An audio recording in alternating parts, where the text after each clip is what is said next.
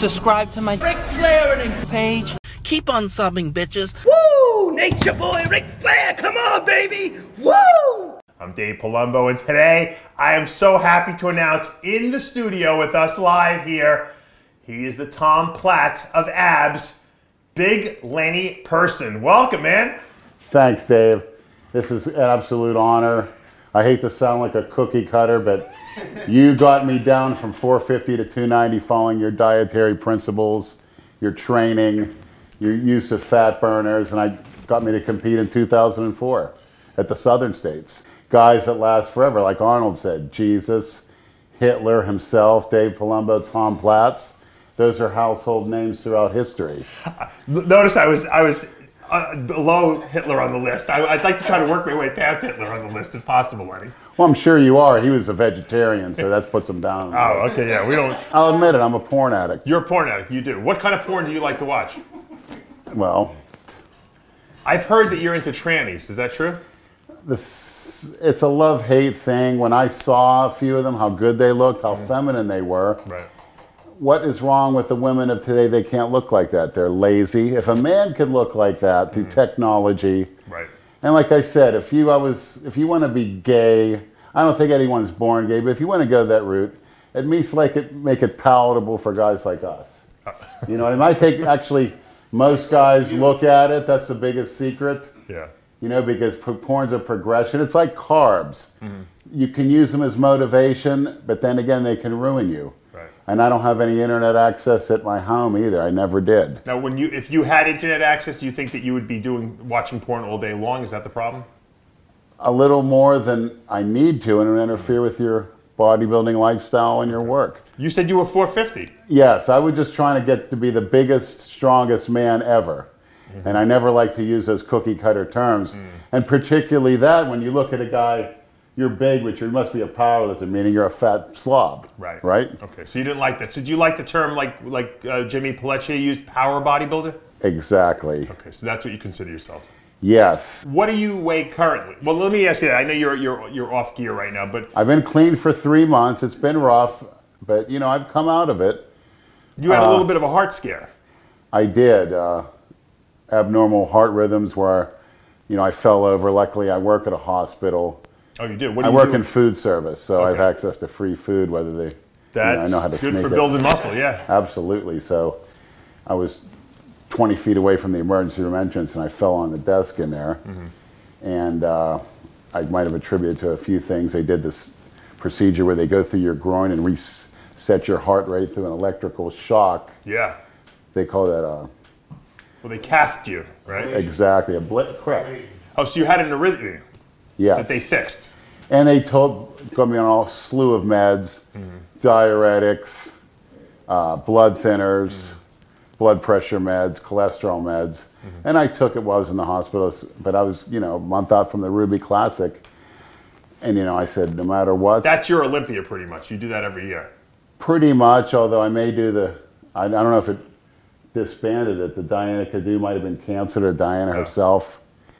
You know, because I'm a big fan of hers. I think she's, you know, she's very sexy. She happens to be a Haitian Canadian. You like black women, right? Yes, for the most part, yes. Well, they wanted to, you know, to be honest, I'm on a metoprolol, which is a Beta blood blocker. pressure, right? Beta, okay. Yeah. And then a Xarelto, which is a blood thinner.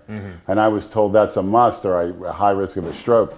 I stopped the medication, went and did the Ruby. Obviously, we had a hurricane, so I couldn't really train at a gym.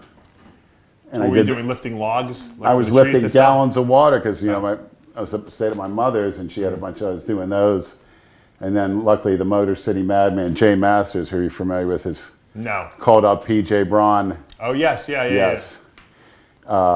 He gave me his entire power rack and weights off on my pad just in case of future hurricanes. So you got that in your garage now? On a patio. Now let me ask you a question. From what I understand, from what people, because what I did was when I previewed this video, I asked people to send me questions, and some of the questions people would tell me is that your apartment is very slovenly and not clean. Well, basically it just needs mopped. And it will look just like But any other aren't you in apartment. food services in the hospital? I would assume that they have beat into your head. I do mop floors, Yeah. even after all these years, because, you know, that's job security. When you're going to do every little job, I don't care how long I've been there. I don't like that. I work with a lot of people that think that you've been there 30 years, you know, they'd be trying to work a you-know-what to death. That's what they all say. They don't even want to walk across the, you know, I take pride when I hustle. Yeah. And I give it just as much as I do in the gym. But at home, I go back to what the old theory was: why walk when you can sit? Why sit when you can sleep? Yeah. And I go by what's going to make me grow: eating, sleeping, and move as little as possible. So I figured, you know, and I don't need to bring girls home anymore to fornicate. And I figured, you know. So you're saving energy. Correct. Now, you know, they say there's mold on the walls and such. It hasn't bothered me since. As long as my place is cool and it's well stocked in a refrigerator, you know, you don't really need to do that. You don't worry, but you don't worry about maybe the performance enhancing or the performance lessening effect of maybe like mold in the air you might be breathing. I don't buy that. Okay. I think the best defense is an immune system, a strong immune system. So do you sleep a lot because of that? Well, to be honest, on certain cycles, you know, you have trouble sleeping. I do use a CPAP mask. I've been getting great sleep since I'm being bumped, but I call it death sleep. Yeah. You wake up weaker and fatter. All right, so you were off the drugs for 3 months. Was that a tough thing for you to do? Very. Okay. Now, what would be a typical stack you'd be on? Well, off season, actually, I started yesterday. I could go into detail, but it'd be very easy for viewers to follow. Again, Chad Nichols, Ronnie Coleman, off season stack. Which is what? High test. How much is high test? His recommendation was 3 grams per week. What would you take? I'm doing 2,400. 2,400 million, which means you're taking what, like a shot every day, or how's that I'm taking work? the T400 twice a week with 3 cc's each. Monday, Thursday, Tuesday, Friday, it's a cc and a half of Equipoise 300, Deca 300. So that's 450, 450, that's 900 of both, plus 50 mgs of methindrostenolone, which I like to say the name. Yeah. You know, 3 times a day until I can't stand that anymore, which means I don't get the side effects I do from a trenanthate, but it gets to the point where your blood pressure is so high, you bend over, you're gushing blood.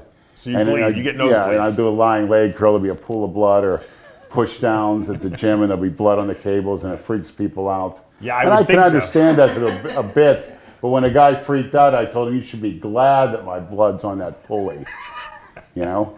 So you're not really doing 2,400 milligrams of testosterone a week, you're doing 2,400 milligrams of injectables per week. Is that right? Correct. Okay, because that sounded like a lot of tests, but you're not only doing 400 milligrams 3 times a week, you said, of the testosterone, right? The 400?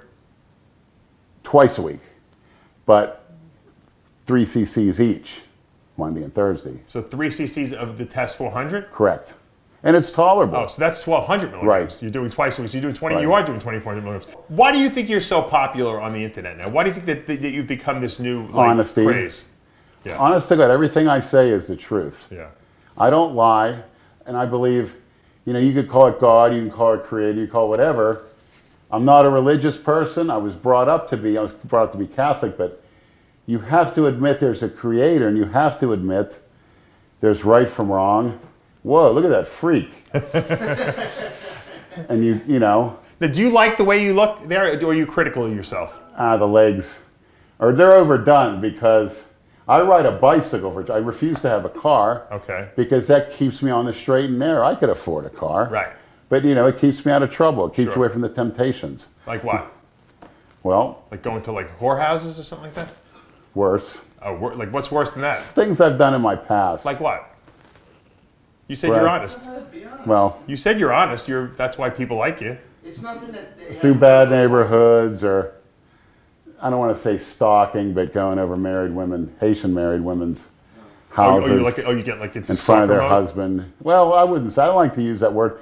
I like to call it, you know, it's what men do. You pursue women. Stalking is another So if cookie some woman cutter. is married to another guy, you'll actually go to their house? Well, I used to believe, I had a real, you know, belief that, hey, as a superior man, you love your woman, you better go out and fight me, or at least pull a gun on me with some respect, like your neighbor would up here on the road. Yeah, Lenny went to my neighbor's house, the one who told me before that he doesn't believe that he has to be neighborly to me.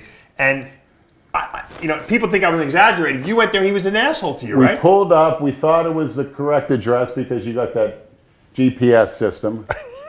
We saw a basketball court, maybe that's Dave's place. Right. And looked like a plantation. And I got out of the car, I had to spit. And I spit in the yard, looked up, and this guy came out on the porch like this. And he's like, wrong address. I said, is this 50-something another? He says, no. I said, wrong address. I said, we're looking for Dave Palumbo. He said, wrong address. I said, Dave Palumbo, the bottom here. He goes, I don't give a shit what he is. Let me ask you a question. This cookie cutter thing, you don't like to be the norm. You like to be outside the norm. Is that why that cookie cutter term drives you nuts?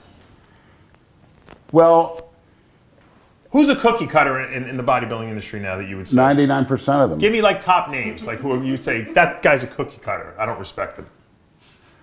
Just the guys that wear the same shirts, the gear. Give me an example of a person. The late Rich Piano's crew. Okay. All looking, with that same look. So Rich wasn't a cookie cutter, but the people who followed him were, is what you're saying. Pretty much. So you're not a 5%er then? Never were? To do that would be a cookie cutter. I'm not a bodybuilder. Mm-hmm. I consider myself maybe the modern day Jim Thorpe. Mm-hmm. I consider myself an athlete. You think you can high jump at that weight? No. Okay. My athletic ability has went down the tubes in the past 3 years. Yeah. And I'm wondering if it has something to do with some of the things I've been taking. Like what? Like GH. You think it's decreased your performance? It's decreased the size of my. I'm leaner. Obviously I haven't used it in 3 months, but I notice, and somebody said it about you too. They notice thinning of the arms. Mm-hmm. I take it that means it's burning off visceral fat, which, if you ever see a guy that took straight juice, say an Eddie Robinson, or say Arnold back then, they got that full look. Not ripped. Sometimes I think GH gives you that chewed up and spit out look, like Rich Gaspari in his recent company. You know what I'm talking about? You know what I think? Bill Wilmore, you get that. I think there's guys that have genetically good arms, and then when they take GH, it looks amazing. Ronnie Coleman. And then you have guys that I never had big arms. I wasn't a big arm guy. I got big arms through chemical enhancement and training. I had 22.5-inch arms when I was competing at my best. So I wasn't meant to have 22.5-inch arms. Ronnie Coleman, when he started bodybuilding, had 20-inch arms. So, just from playing football. Yes, but pound for height, you're bigger and better than Ronnie Coleman. Hats off to you. I thank you, Lenny, for that. But you're definitely in the freak zone. Absolutely. Right. Having said that, how old are you now? I will be 48, but like I said, I'm 18 forever. Okay. That's I know, but you on Earth chronologically, chronologically, you're 40. So, at this point in time, are you trying to still put more muscle on, or are you trying Absolutely. To? Oh, you are. You should always be fighting for more muscle. If you're not fighting for more muscle, whoa! Look at that freak. That's a good 350 right there. What's the end game? What are you looking to accomplish? What would you like in the next 5 years to accomplish bodybuilding wise? I want be on stage. That's one of the biggest, hardest guys that ever set foot on a stage. Mm-hmm. I don't worry about terms like symmetry and this and that. Right. I think you're out to be as big and as hard as you can get. How big do you think you can be body weight wise with glutes, of course? I think there's no reason I can't be 350. If Greg Kovacs was 330, right. I'm obviously, I don't think I take in enough. My legs dwindle into nothing. I ride a bike for, and I got to sort of adjust the cardio. I got off the Stairmaster. Yeah, definitely got to get up. I just think you got to get as big as you possibly can in the off season. Right. And then with so much muscle, then in hopes just less withers away. Now, I got to give you some constructive criticism because I was watching one of your videos, one of your squat videos online that you have, and I noticed you're very strong, but I noticed you don't do full range motion. You don't go all the way down. Yeah. Do you think that's maybe sacrificing some of that inner? Well, actually, I am squatting lighter and deeper. Oh, you are. I am much deeper, and I'm embarrassed to say I don't want to even say what I'm doing right now, but I am going deeper on that now. With my surgeries on my arms, I cannot lock out on a bench press. Okay, but Jimmy Felice can't do that either, and that's fine. Yeah, I don't think you need to lock out to get big pecs. Right. Branch Warren doesn't lock out. Look at the size of his chest. Exactly. Right. Do you adhere to do you like more strict form, or do you like the open form, kind of the way Branch and Ronnie and Johnny Jackson train? Well, when I was younger, it was anything just pushed away from me and Andrew Kalura, 8.8 to point B, but I got to work to where I don't injure. And I had many tears. I had the biceps tendon, you know, Sure. osteophytes removed. You had 2 bicep tears, is that true? Yeah, I tore the head and I tore the tendon completely off. Wow. Surgery, but it's, you know, it's come back. I had nice peaks. I don't have that anymore. And I just want everything bigger. My calves are basically hopeless, and I'm wondering if it's a circulation issue. Because when I was 415, you could see fat guys with the discoloration. Yeah, I have the discoloration too, so. That's from lack of circulation, correct? I would. It was from when I was 350, 320. I was 320 at 5'10", probably 5'9.5". Yeah. That's phenomenal. Yeah. Were you able to sleep? You know, I snored, but I didn't really. I see now that I'm lighter, I don't snore at all. So I don't think I had a real big snoring problem. But when I got bigger, I did snore, but I didn't stop breathing. I don't think I had apnea, which is different. No, I just want to ask you a question. You know, that when they called you, when they termed Palumboism, Right. Did you take offense to that? Were you self-conscious about it? No, you know why? Because I don't take offense to anything. Nothing bothers me. Like Good. I always say, you know, people can make up whatever they want. In this world, first of all, if you're going to be a public figure, as the way I am, you have to be willing to accept the good and the bad. We just spoke about that. And I think that more people embrace who I am as opposed to hate on me. But there's a lot of haters. My neighbor's a hater. I don't even know why he's a hater. But there's people out there that just won't like you in life. They'll look at you and they'll just say, I don't like this guy. I don't know. And there's no reason a lot of times. And a lot of times the people who don't like me, when they meet me in person, they change their mind, you know, because they just see a persona, and sometimes there's a lot of jealousy too. I mean, I guarantee you there's people out there that are jealous of you. You know, people would say, well, why would this guy be jealous of him? He's got a better physique. Well, because maybe you're being acknowledged for what you're doing. You know, even for good or bad, you're being acknowledged, and people are paying attention to you. And I think YouTubers, you hit on the reason they like me and Dave. We're honest. Yeah. Now, let me ask. Now, I'm Dave. Can I see how honest you really are? Yeah. Do you look at porn? Are you a porn addict? No, I'm not a porn addict. I You never were a really foreign was. porn addict. When I was on a lot of drugs, I definitely looked at more porn than I don't look at anything now. I don't need it anymore. But you know, I have a wife. You don't need it. No, I'm not on 6,000 milligrams of testosterone a week. That definitely has something to do with it. Absolutely. I think that it's very hard to be monogamous in a relationship when you're on a lot of gear too. Yeah. Because it changes your thought patterns. And I think it's worse for women. I think the women who are on the gear become nuts because they got the female hormones and then they got the male hormones in there and they're conflicting and telling the brain to do opposite Been there things. and done that. Yeah. And if you don't satisfy them, look out. You're in trouble. Did you date a woman bodybuilder before?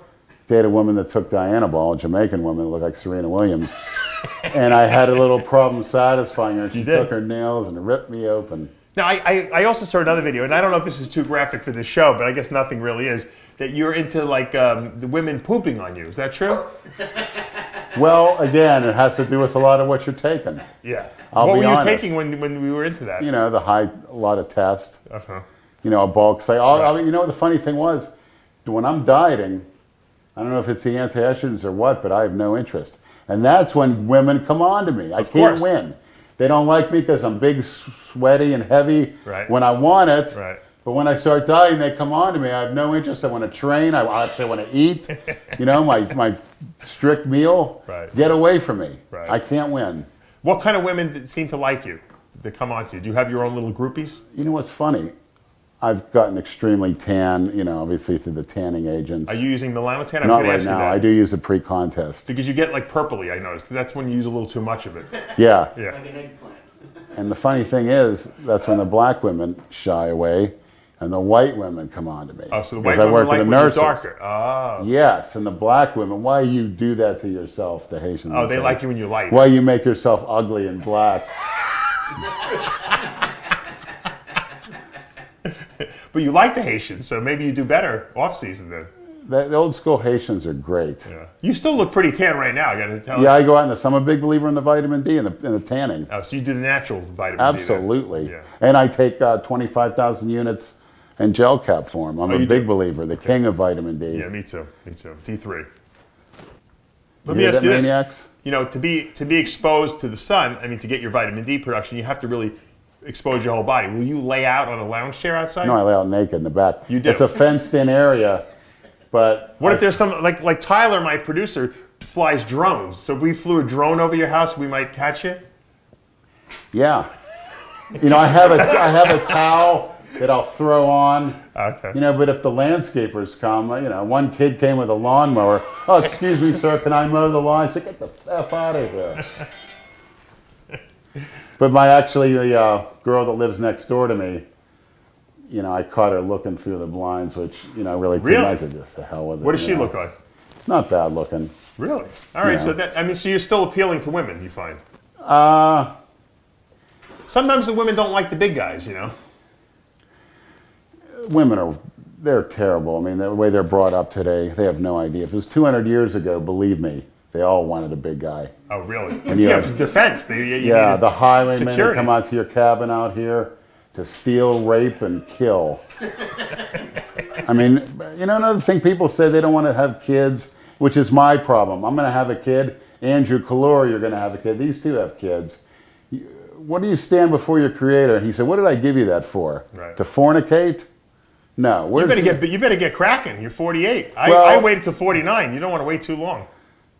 Like I said, I think barring accident, I could be 160 years old with the technology. Right. I really believe that. Now, let me ask you a question. You went through this health scare recently with the doctors.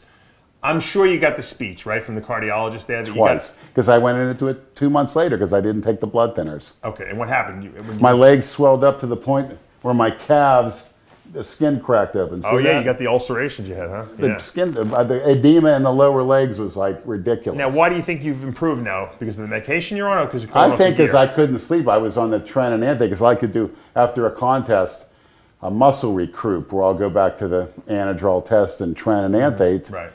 and stuff my face for a good month or two after the show to put on the muscle that I've lost. And I was getting to the point where, you know, you can't sleep even with the CPAP mask, so I got to sleep like this. And obviously when you sit in a chair, your legs swell up. Right. Now, are you worried that, you know, you're doing damage to your heart? Because, look, if you were 20, it's a different story. The body's a little more resilient. Now you're older. You see guys like Rich Piana dying and young guys like Dallas McCarver dying. The doctors are obviously warning you about the gear. Are you concerned about your health? I mean, because you obviously have a lot to contribute to the world. I am, obviously. Are you willing to die for this sport? It's not dying for the sport. It's going all out and living life second by second. Any embryo that's fertilized, you're guaranteed of one thing, and that's death. You're not even guaranteed to be born. Right. So you never should fear the one guarantee in life. And what I tell people, you know, like I said, I'm not looking at religion, but you have to say there's a creator, and you have to say there's a force of good and evil. You know, the Catholic, the things I was taught, I see the ridiculousness in that, and I look at Jesus as the ultimate non-cookie cutter. He took on everybody. He hung around with prostitutes. He hung around with tax collectors, the lowest forms of life. And he criticized current tradition and law to the point where he nailed them on a cross. Right. So, you know, you have to believe in him, you know, and you look at Muhammad, you know, he's nothing. He was a cookie cutter. He was a fornicator. You know, they put him up as a god, and they have that type of, you know, I get it online, this and that. They threaten me and this and that. Well, like I said, I have legions of misfit maniacs that anytime you guys want to pull that convert or be killed, say, we're going to snuff you out. I'll tell you that right now. Who are the misfit maniacs? Explain to us. That's a phenomenon of people that watch our channel. And I'll tell you honestly, when I was in the hospital, I received over 100 email get well wishes from all over the world. And the director there, you know, I worked the hospital going on 28 years. And she told me she never had anybody receive. She said, you got a lot of friends. I said, well, actually, that's from the internet. Received that many get well wishes.